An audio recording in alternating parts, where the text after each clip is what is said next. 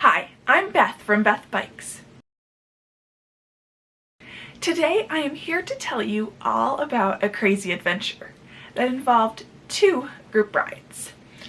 A group ride is a little bit different than a social ride. A social ride is going at a pretty social pace, usually 10 to 12 miles an hour, where you are talking at a comfortable pace the whole time, not out of breath. You could easily have conversations with your neighbor, whereas a group ride is usually a little bit faster, and the intent is to do longer miles and usually at a faster pace. So this is a story all about 2 group rides. The first one was with Uteplis. So it was a Sunday morning, as the Uteplis rides happen every Sunday morning. My dad and I drove to Uteplis and we got there about 9:15. Uteplis usually meet up about 9:45 and they roll out right at 10. So we got there about 9:15 and at about 9:20 other people started rolling up. So we got to talk with some other people as they were rolling up. This was my first ever Uteplis ride, but my dad has done a few Uteplis rides before. And if you get far enough ahead that I can't see you, then I'm like, we'll take it easy on the way out. Yeah. Yeah. There's a couple hills. That's what I was hoping to hear you say. They gave us some simple instructions about road use and gave a few announcements, making sure that everyone is safe out on the roads. There's a few new people here. I'd love to see it. This is a large group today, which is amazing. So, my name's Matt. Just to handle a few quick announcements. Number 1, with a group of this size, we have leaders and sweeps for each group. They're your boss today. Then we got broken up into 4 different groups. The first group was the sport group. They go between 20 and 23 miles an hour. Then there's group number 2, which is sport light. That's the group that we ended up joining. They go between 16 and 18 miles an hour. Then there's sport ultralight, group number 3. Sport ultralight goes between 15 and 17 miles per hour. And then there's the party pace or rec ride. This group goes 10 to 12 miles an hour. Each of these groups is usually out for about 2 hours, so you can figure out about how far they go based on their speed. My dad and I ended up joining the Sport Light group, which we decided to call the Sport Fun group. There were about 20 of us in this group, and I was the only female. So we line up, and it's go, go, go time. I get Strava started, and then we are racing out up the first hill out of Uteplis and onto Glenwood. We take Glenwood, which has a bike lane, for a while. We're going out to Medicine Lake, and as we are going out there on Glenwood, we are pace lining, which means there's one rider right in front of the next, and we ended up having 2 pace lines.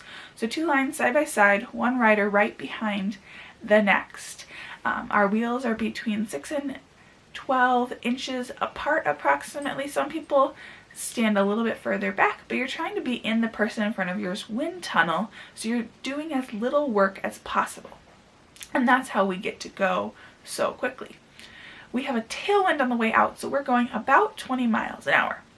From Glenwood, we end up getting on a paved section of the Loose Line. The Loose Line is a trail that runs west from Minneapolis and ends up turning into crushed limestone and goes out past Hutchinson. So we end up getting on a small section of that paved path, and then on that section we end up making a single file line just to make sure that everyone else can get around us if they need to.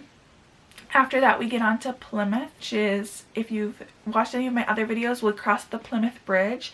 That road goes out a lot further west, so we ended up hitting that out west by Medicine Lake.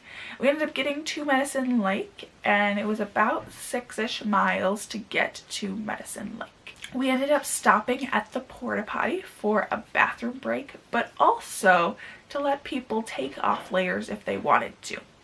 This ride didn't start super early, but it wasn't super warm in the morning. And so people had dressed in pants and extra layers, and so people decided to take some of their layers off after we were going quite quickly and the sun was starting to come out. So after a quick break, we knew that we needed to keep moving because the Sport Ultralight group was starting to catch up to us. The Sport Light and Sport Ultralight groups were riding the same route this Sunday, and so they were quickly catching up to us, and we wanted to make sure we stayed as 2 separate groups. Usually each of the 4 groups will do a different route, but this Sunday was an exception to that. So we started going around Madison Lake and we were pace lining it, so one right after another in a single file line. We stayed on the path for a little while until we could easily get off onto the road, and then we were onto the road and we started to rotate. So the first person would peel off to the left and they would fall back into the group and let somebody else take the wind for a while. When we got to the hills, some people would sprint up them, and then up at the top of the hill we would regroup, make sure everyone was all back together, and then continue on. There was someone leading this ride and sweeping this ride to make sure that our group stayed together. There were 2 major hills on the northern side of Medicine Lake that we had to regroup on. We even had some fun going around a roundabout, waiting for others to catch up.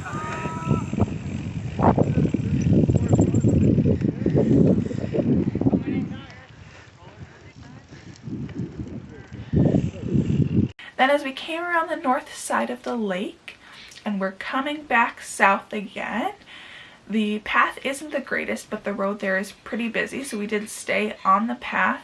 And it was as we turned the corner off of the path and back onto the road to stay on the Medicine Lake shoreline that we hit the wind that was our tailwind coming out. It was at this point that I wasn't set up well in the group and ended up falling off the back of the first approximately 10 to 12 guys. So I fell off the back of the group and I just didn't have the energy in me to chase them and catch back up. So I just let them go. I knew eventually they'd stop and I'd catch back up to them. So I'm riding along and I'm pushing into this headwind uphill, and it's a lot of work. And about a mile into doing this, I hear something behind me and I look over my shoulder and there are 8 guys behind me that I'm pulling. So when you are the front person in a pace line, we say that you're pulling, you're doing a pull or a turn. And so as soon as I saw that there were people behind me, I peeled off and let them pull, and I got in behind somebody so that I could take a break from the wind. Especially when you have a headwind like that, having a pace line group can be super beneficial to making sure that you're efficient and you don't have to work as hard against the wind. So then we got to a point where there's actually an optional hill. The road splits. You can go to the right and go up the hill, or you can stay to the left and it goes flat. And the guys in front of me ended up going to the right and going up the hill, and so I ended up following them, not knowing that I didn't have to do the hill. But I did the hill, I went up the hill, and then you come back down and you're at level with that left side. And that was where the rest of the group was waiting for us. So we met back up with them and got back into a pace line. We went and did the lollipop on the south side of Medicine Lake. So we go in and then do a little loop around and then come back out. So it looks like a lollipop. And that's just so you get all of the shoreline of Medicine Lake. We continued on until we got back to where Medicine Lake hit Plymouth. And that was where some of our group ended up going back to Uteplis instead of doing a second lap of Medicine Lake. There was someone who led that group back, and my dad and I decided that we were going to finish the second lap of Medicine Lake. At this point, we probably were down to about 12 riders, if I had to guess. We took a quick break there before we started our second lap. This was a great time for all of us to have a little snack as we were doing quite intense miles. So then again, we did another lap. This time we did a much better job of making sure we were in a pace line most of the time, and we got much less broken up on those 2 uphills. I positioned myself pretty well, that I was at the front, and then as people sprinted behind me, I didn't fall all the way to the back, and so I wasn't the last person to get to the top of the climbs. I did end up getting a couple of trophies, even though I was one of the last people to get to the top of the climbs, but being the only female, that is pretty normal on Strava. When we got to the section where I got dropped on the first lap, I was actually the first person in our pace line, so as soon as people started to move faster up the hill, I dropped back a few positions, but I was only 4th or 5th instead of being off the back. I ended up being able to stay with the group past the optional hill. This time I decided not to do the hill as I was already feeling the miles and speed in my legs. We didn't do the lollipop on the second lap.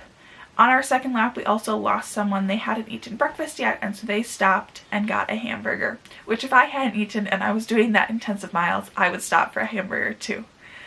So then it was time to head back to Uteplis. At that point, the tailwind that we had on the way out was now a headwind, and so it was crucial for us to be in a pace line so that everyone could conserve energy and we could still go at a pace reasonable for that group. So we'd have one person in the front, they'd pull for about 30 seconds, they would tap their hip and then peel off to the left, drop back, and the next person would take a turn pulling. We took Plymouth to the loose line and did the exact opposite route of the way that we got to Medicine Lake as we got back to Uteplis. So then from the loose line, we went on to Glenwood, and Glenwood was probably where we had our strongest headwind, and I was very glad for a group. One thing that became very challenging in this headwind was that if any gap opened up between you and the rider in front of you, it was hard to close that gap because then again you were fighting that headwind and you weren't in their wind tunnel. When you get to Theodore Worth and Glenwood on Uteplis rides, they call that the Uteplis sprint, and from there until you get into the Uteplis parking lot, most people sprint it to see who can get there first. Well, I knew that I still had more riding that needed to be done that day and my legs were quite tired, so I decided not to sprint, and the ride leader was a little bit laughing at me, but that's okay. I made it back. That ride was about 29 miles at 16.2 miles per hour average, but there were times where we were going much faster than that. Back at Uteplis, my dad and I used the bathroom, changed clothes because at this point it was warm enough that we could be in shorts and short sleeves, and I ended up putting on my arm warmers, but I didn't need the base layer, coat, or pants that I had been wearing earlier. We filled our water bottles. Then it was time for us to head out. We wanted to do the real estate riders ride from Boom Island Tap Room. My dad was thinking that we were going to drive there, but after doing that intense of a ride, I didn't want to sit and drive somewhere and let my legs freeze up. So we decided to bike the 10 miles down there. From Uteplis, we took Glenwood west to Theodore Worth Parkway. Theodore Worth Parkway is part of the Grand Rounds, which is the parkway system of Minneapolis. So we took Theodore Worth down to the Cedar Lake Trail, which is known as a bike highway because it crosses very few streets with exits and entrances. So we got onto the Cedar Lake Trail and took that all the way out to Hopkins. At the point that we got to Hopkins, we had to take the detour on Excelsior Boulevard to the River Bluffs Light Rail Trail. The River Bluffs Light Rail Trail is a crushed limestone trail, and my dad was running road tires, but it is well maintained and a very smooth surface, so he was able to do it on his 25mm tires. We got to Boom Island Tap Room at about 1:15 and the ride was leaving at about 1:30. So we filled water bottles and went to the bathroom, and then some guys started showing up. There ended up being 7 of us in total, and this was an unofficial West Side gravel ride with the real estate riders, or RER. From there we went back to the River Bluffs Trail, and we just rode 2x2 down the trail and got to talk to each other. My dad has rode with the real estate riders before on Thursday nights out of Unmapped Brewery, but he hadn't ridden with any of these guys before, as most of them are Wednesday night riders. At about 10 miles into this ride and about 50 miles into my ride in total, I ended up getting a flat. This was the first time I've ever been told you can do as much or as little as you want when it came to changing my flat. So I got my rear wheel off and got my tire levers and pump and tube out, and then pretty much stood back. This isn't normal for me, as I've always been taught that you change your own flat tires. So they're changing my flat, and the tube that we put in ended up getting pinched and it split. So we took the tube that was originally in my tire, put a patch on it, and put it back in. We were able to get that to inflate and hold air, and we got that back on my bike, and we were rolling again. At that point, we had about 5 miles till we got to Chaska, which was our end destination. As we came into Chaska, we went past their creek and dam system and back behind this little park, and you're up on top of a ridge, which is kind of cool to ride on. We got to Chaska, and there was a little coffee shop that we planned on going to, but it was closed. My dad and I needed some real lunch, so we stopped at Subway and got subs, where the rest of the guys got Dunkin' Donuts. We ate outside, and as we were eating our sandwiches and the guys were drinking their coffee, the wind started to blow in and it started to get cloudy, so it started to get cold. So we knew at that point it was time to start heading back. We headed back the same way we had come on the River Bluffs light rail trail. We had no problems going back. It was a little windier going back, so at the point that we hit about 65 miles, I was starting to get quite tired, and there were times that it was hard for me to keep up with the group. We did make one bathroom stop where we ended up getting a couple of group pictures.